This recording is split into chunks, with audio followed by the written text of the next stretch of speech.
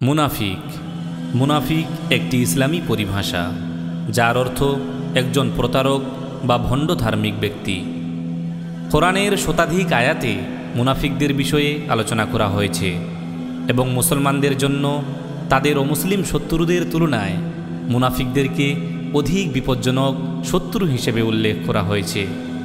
এবার প্রশ্ন হলো যে মুনাফিকদেরকে চিহ্নিত করব কিভাবে, যাতে আমরা মুনাফিকদের থেকে দূরে সরে থাকতে পারি এবং এই সমস্ত চিহ্ন থেকে নিজেকে বাঁচিয়ে রাখতে পারি।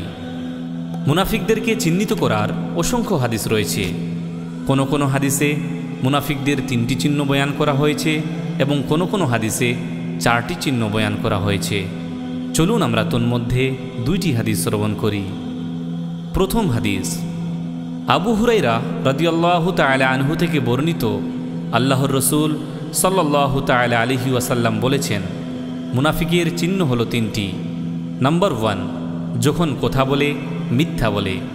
নাম্বার 2, যখন অঙ্গীকার করে ভঙ্গ করে। এবং নাম্বার 3, আমানত রাখা হলে খেয়ানত করে। এবং দ্বিতীয় হাদিস, আব্দুল্লাহ ইবনু আমর রাদিয়াল্লাহু তাআলা আনহু থেকে বর্ণিত, নবী করিম সাল্লাল্লাহু তাআলা আলাইহি ওয়াসাল্লাম বলেছেন, এই 4টি স্বভাব যার মধ্যে বিদ্যমান সে হচ্ছে খাঁটি মুনাফিক, এবং যার মধ্যে এর কোনো একটি স্বভাব থাকবে তা পরিত্যাগ না করা পর্যন্ত তার মধ্যে মুনাফিকের একটি স্বভাব থেকে যাবে। নাম্বার 1, যখন তার নিকট কিছু আমানত রাখা হয় তাতে সে খেয়ানত করে। নাম্বার 2, সে যখন কথা বলে মিথ্যা বলে। নাম্বার 3, যখন ওয়াদা করে ভঙ্গ করে। এবং নাম্বার 4, যখন কারো সাথে ঝগড়া বিবাদে লিপ্ত হয় তখন সে অশ্লীল ভাষা ব্যবহার করে।